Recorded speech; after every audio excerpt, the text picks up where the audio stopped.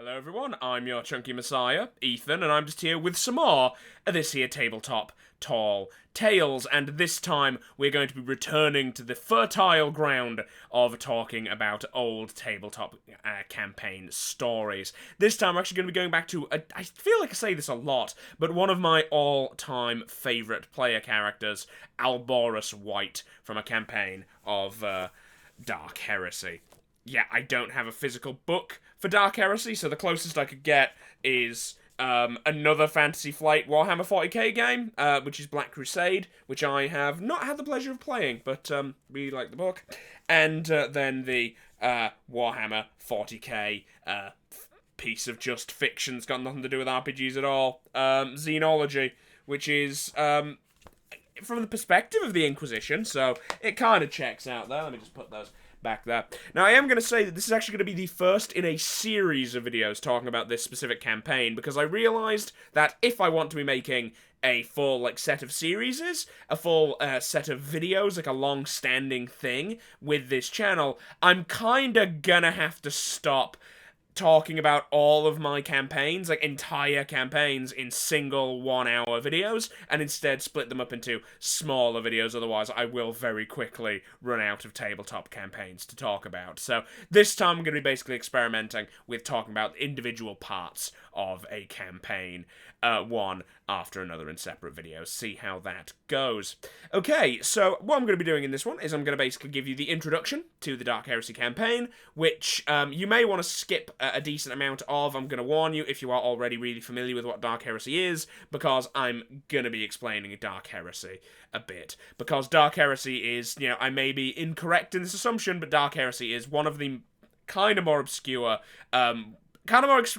but still known about tabletop RPGs. I will also say that if you know nothing about Warhammer 40k, I am going to apologise right now. You may have some trouble following basically all of the videos in this, because I am going to be kind of going into this assuming you have at least a working knowledge of what Warhammer 40k is, so I don't need to explain it.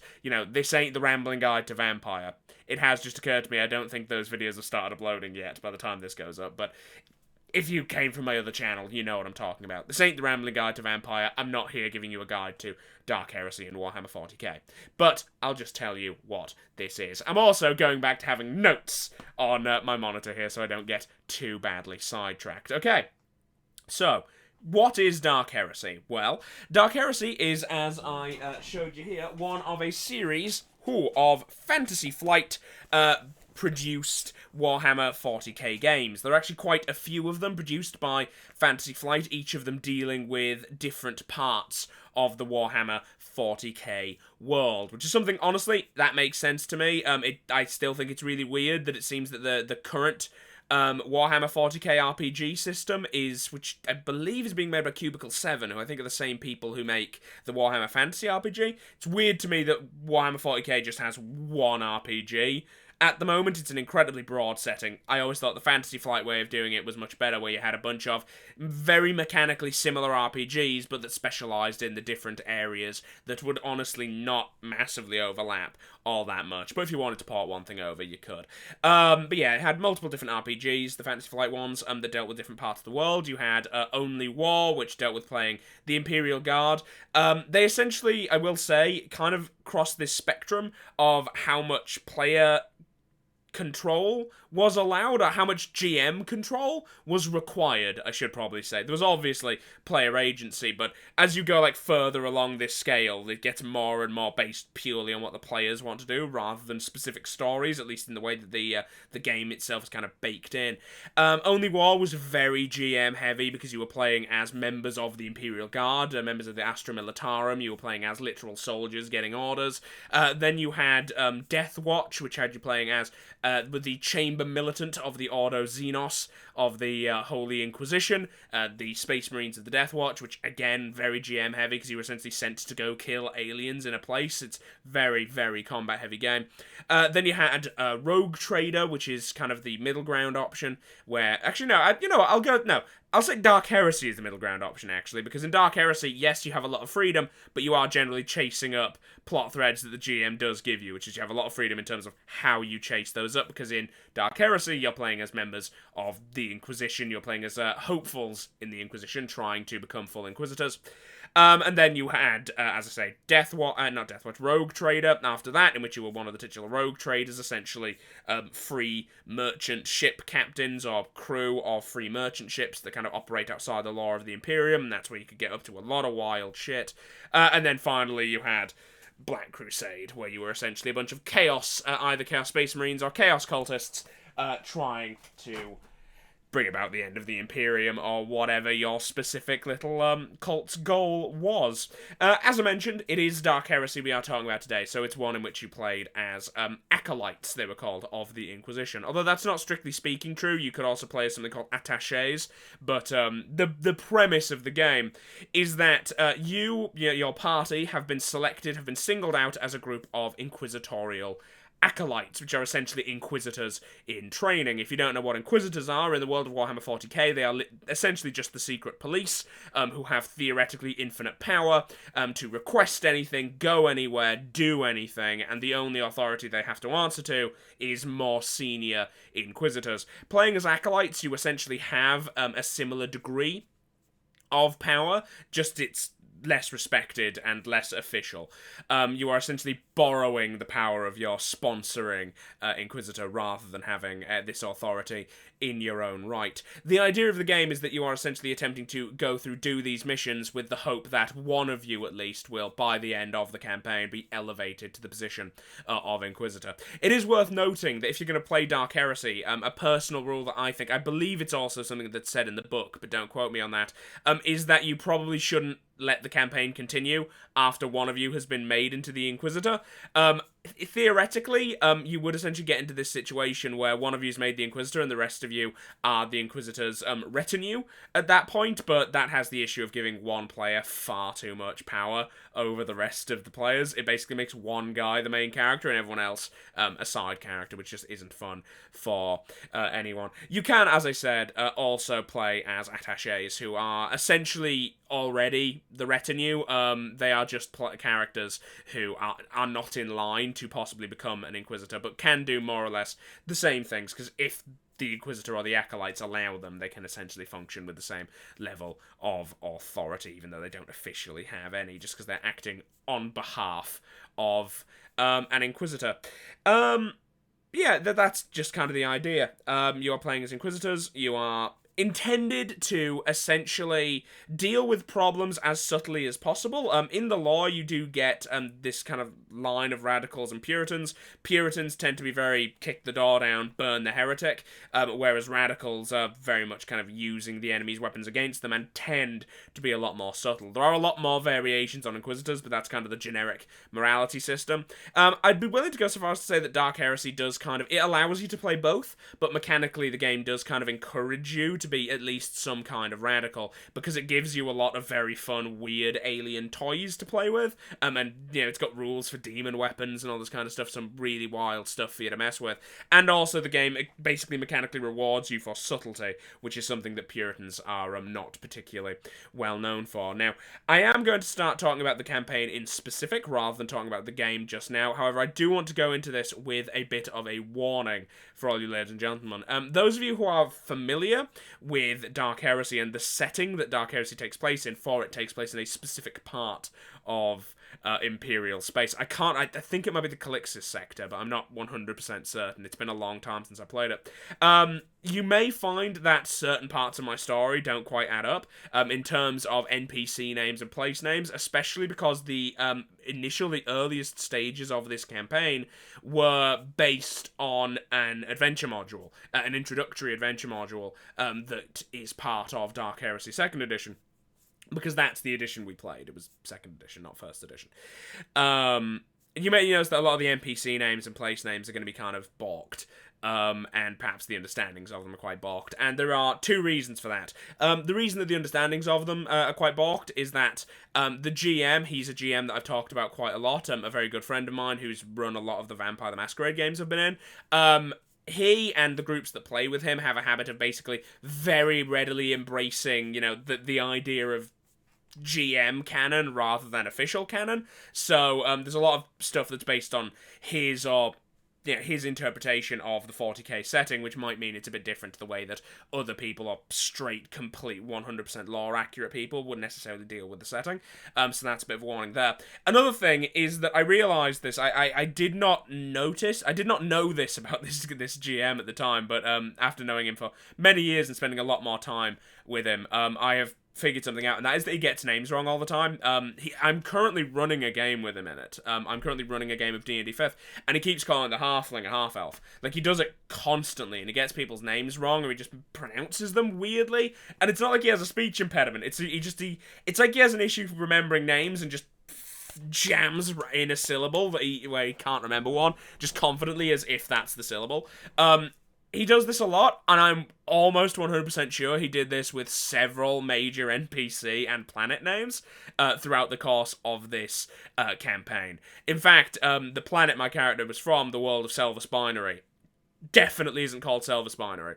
I remember I looked it up at one point. It's just not the name of that planet. It's another one that begins with an S, and I think he might have made some of his own lore for that planet anyway. So there you are. So if some of the names are wrong, that is what's going on. Okay, so I am going to apologise, and I'm not actually going to get into the story just yet. That's going to be for next week. I am just going to quickly give you the introduction to the campaign and the characters right here. So, as I said, the campaign was dealing with... the beginning of the campaign was essentially dealing with becoming acolytes and all that kind of thing. It was set on an agri world right at the beginning, and I do not know what happened in the first half of this, because what was intended to be a single session introduction ended up taking 2 sessions, and I, as is my bizarre habit with this specific GM, ended up coming in the second session, not in the first. So I just kind of magically appeared partway through partway through them doing this investigation. We did have a number of characters through it, and there's a player or two that are going to come and go. In fact, there is one player who's going to disappear very quickly as I'm telling these stories. But I'm just going to kind of go through and tell you what all of the characters were. I'm going to go through the other player characters, and then I'm going to talk about my guy, because obviously I've got a lot more to say about him. Okay, so the party that I joined was made up of, and I'm going to warn you, I can only remember one of their names. This was years ago. I cannot remember what their characters were called, so I've just gotten basically their classes and how I'm going to refer to them written down on my notes. So the first one, the only one whose name I can remember, was a tech priest by the name of Alpha. He was a very awkward, a very trusting and somewhat low-ranking tech priest. He essentially, a good way to describe him would be kind of the puppy of the party, because he was very nervous and was kind of unwilling to act on his own, but would very eagerly help someone else. His name, Alpha, ended up changing over the course of the game, even though he ended up playing the same character, because his character died a few times, and a little kind of side plot line that, at least in the view of the rest of the party, never got particularly well explained to my memory, was that he was actually the result of a series of clones. So he died relatively early on. I cannot for the life of me remember how, but he died relatively early on, and then got replaced with Beta. And I think he died again, and then just got replaced with, like, Alpha 2. For whatever reason. Like, this happened a few times. He died at least 3 times in the campaign and got replaced with the exact same character with a slightly different name. But it was literally the same guy, just with different memories. So that was him, Alpha the Tech Priest. He was... kind of, in this game, tech priests can kind of go in a few ways. You can kit them out to be honestly somewhat scary in combat, but the way he kitted them out was basically raw skills and not even knowledge. Like, just he was good at hacking things and repairing things, and that's all he was good for, which, to be fair, is a valid way to deal with a tech priest. That's a very valid way to approach a tech priest. Then we had our rogue trader, played by someone who I've talked about in a previous video, although... Again, I need to remember about the fact, I need to keep in mind that I'm uploading these videos out of order, because there's a lot of videos that are going up. The ones that go up on Thursdays, if you're new here, the ones that go up on Thursdays are ones I uploaded on a different channel originally, which is why there's some inconsistencies with my appearance and the layout of the room. But I made a video about problem players at some point, which will be coming out in the future, and I talk about this. This player is in that video, is one of the problem players I discuss. Although they were not actually a problem in this campaign, I did not know that they had the bad habit they would later come to reveal. But they played a rogue trader, a female rogue trader, who was, of course, as with all rogue traders, suspicious as fuck. In this specific instance, it was because this specific rogue trader was working with the Dark Eldar. I don't think I ever found out the specific details about how they ended up working with the Dark Eldar, but, yeah, our rogue traders were working with the Dark Eldar. Their main skill was honestly money and charisma. They had, good talky stats, and they had a big resource stat, so whenever we needed to buy anything, we basically just went up to the rogue trader, like, please, sir, could you buy me my fancy cybernetic upgrade? Please. And they always did, because Dark Heresy's weird in that no one actually has money. It's a resource stat that you roll. I hate it. I believe that Vampire the Masquerade does the same thing. It is the absolute worst. I hate not just knowing how much money I have on hand. It's a big bugbear, man. Then we have the Scottish Commissar, who was a Commissar/Sniper, who was very hardcore Puritan, which honestly made their involvement with the Rogue Trader really weird, because that Rogue Trader works with the Dark Eldar, clearly a radical. I can't even remember what their name was. However, I do remember the name of the planet, because it was quite clearly one that was made up for the campaign, and their planet was, I believe, New Aberdeen. Yeah, they were just Scottish. They were just Scottish. Bizarrely, I ran into nowhere near as many problems with this character as I expected that I would at the beginning of the game. And you'll understand why I thought I would run into problems with this character, later on when I explain my character. And as I explain what I've done over the course of this campaign. Okay, so next we have the problem. Yeah, there is one guy in this campaign who is someone I no longer speak to because he was a problem. Not a major problem, just kind of a bit weird. You know when you get, if you've played tabletop games, especially if you've played it with randoms online, happens a lot, you get like the problem players, and then you get, problems. Like, guys who were just a bit weird. Like, players who were just a bit odd, who just are into it in a weird way that just occasionally makes you go, and this guy was the definition of that. However, this guy also had some wild, chaotic energy and just did things, and sabotaged the party at random on multiple occasions. I killed both of their characters in this campaign. I was directly responsible for their characters' deaths, both times. Although they technically didn't die the second time, but that's a whole story. They were functionally killed, but not literally in the truth of the setting. If you know anything about 40k, you could probably have a few guesses as to what ended up happening to them. Here's another hint: they were playing a psyker when that happened. They played a sniper early on, which is odd considering we had the Scottish Commissar, who was also a sniper. I do not know why we had two snipers in the party, but yeah, the problem. Their Psycho, which is honestly their most long-running character, was a Psycho who specialised in demonic banishment, and they were very bad at their job. And the last one is the one who dies. He dies twice. Both times, I am somewhat involved. I killed a lot of players in this campaign, and they were all completely justified circumstances that no one in the party was mad at me about. They just totally made sense. But yeah, I was in some way involved both times that this guy died. The first time he was playing a Psyker who dies actually in the first session that I played in, so the second session of the campaign, and he then ended up making a member of, I believe it was the Arbites or the Arbites, which if you don't know is Warhammer 40k Judge Dredd. It's the super police. But he ended up dying again, and after that point he left the campaign. He just got sick. But the weird thing is that this guy, I played multiple campaigns with this guy because he was a very good friend of mine. Shit got a bit dark with him later on, to the point at which no one who knew him speaks to him anymore. He did some fucked up shit, this guy, later on. Like IRL. Like, turns out he was a really shitty dude. That none of us knew about it at the time. But, at the time he was a friend of mine, and I was in multiple campaigns with him, and the same shit happened to him every time, where he would just die a couple of times. Like, I do not know what it was with this guy. It wasn't even like he had a death wish. He just had the worst luck at the table. So, like, his characters would always die, and then he'd get sick of the game. Very weird. I had this guy's luck. Okay, so that was him. He played an Arbites, and he played a Psyker, both of whom died very shortly after joining the game. It was in fact, I genuinely think both of those characters only existed for 2 sessions. Because I think they both died on the second session they were present for. Very weird game. Very weird.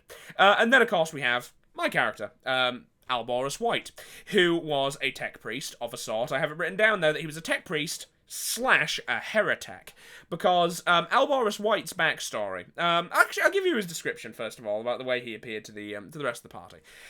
He was about 7 feet tall, because I literally I don't normally do this. I don't normally roll on tables to generate character appearances. I generally come up with that myself, but in this instance, I rolled, and I got just some really weird rolls in that he was, I believe, very hairy.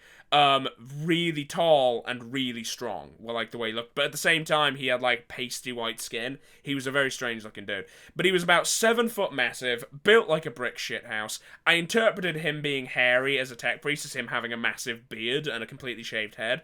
Kind of like, imagine like Rasputin from Hellboy, but with a bigger beard, I realised, because Rasputin from Hellboy didn't have a particularly big, don't worry about it. But, yeah, like, really big beard. But, like the guy from, Resident Evil 4.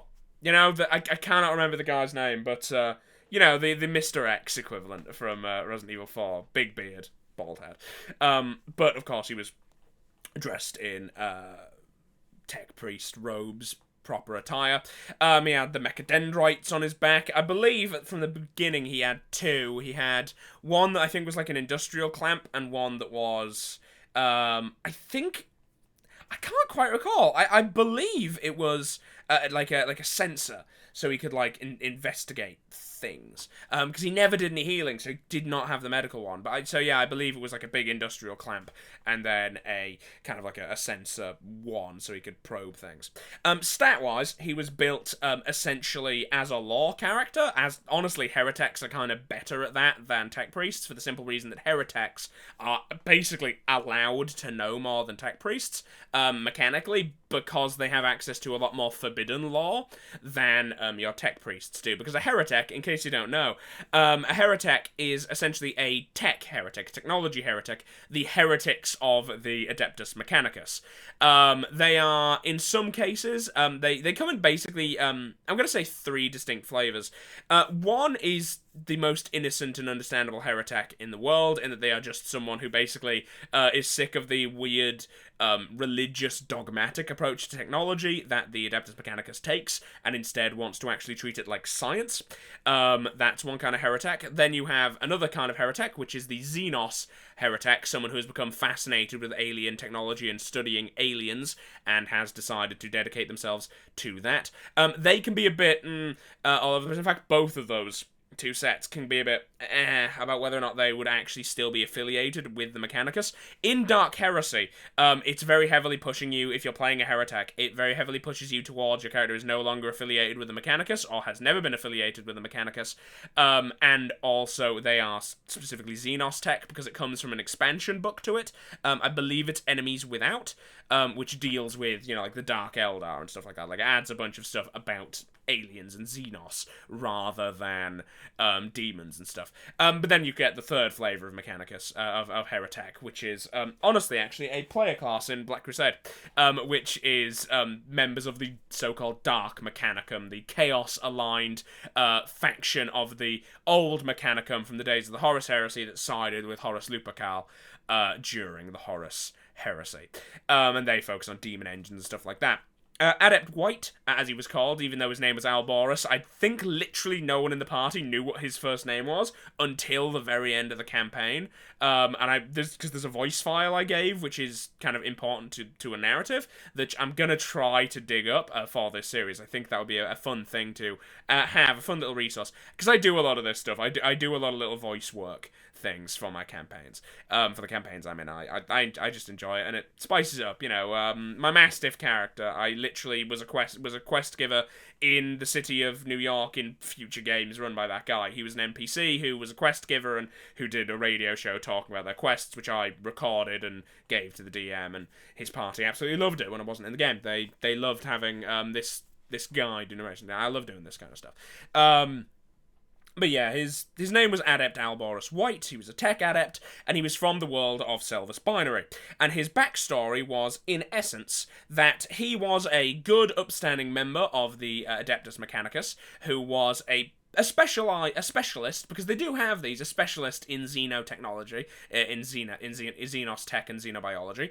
That was his whole thing. He specifically studied Eldar and the Necrons, because the Mechanicus has a distinct interest in the Necrons.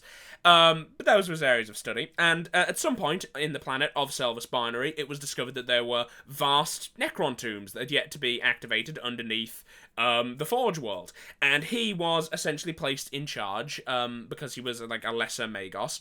He was placed in charge of the activities below the Forge world, investigating stuff, trying to figure out what was going on and trying to learn from it.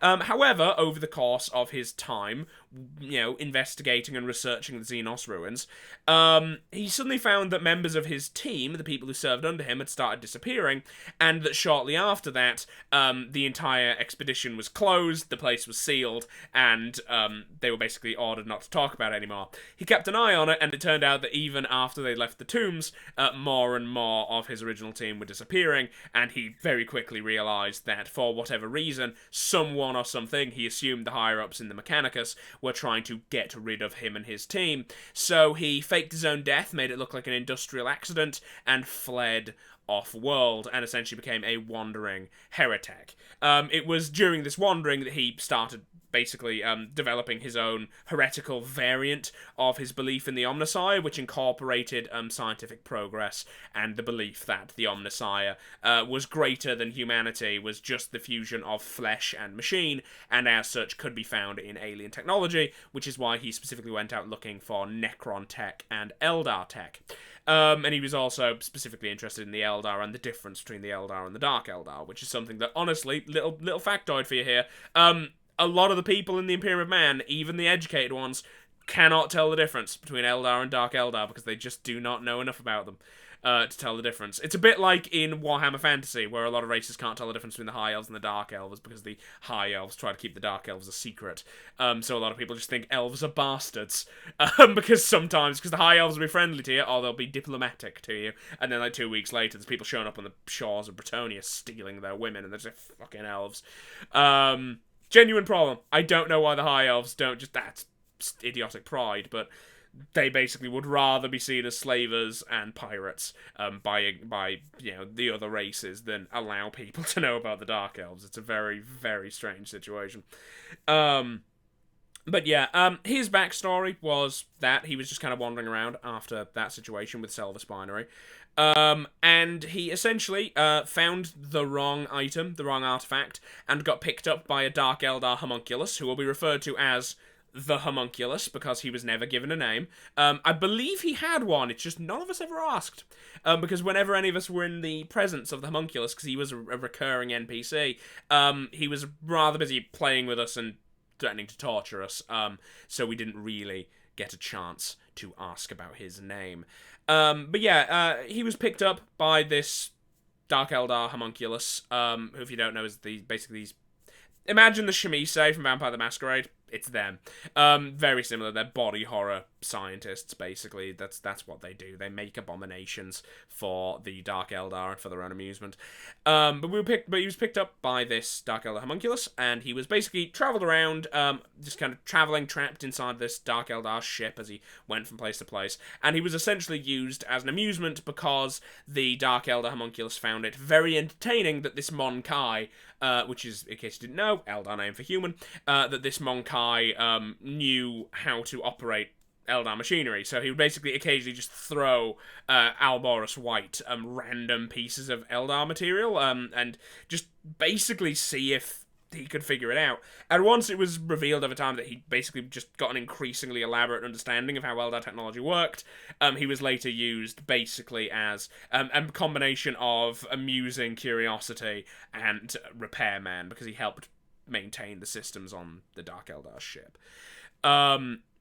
Eventually, it turns out that this Homunculus is the same Dark Eldar that the Rogue Trader had a connection to, and this is how I ended up in the game, was basically the Homunculus thought it would be amusing to basically throw the rogue trader a tech priest and see what happened.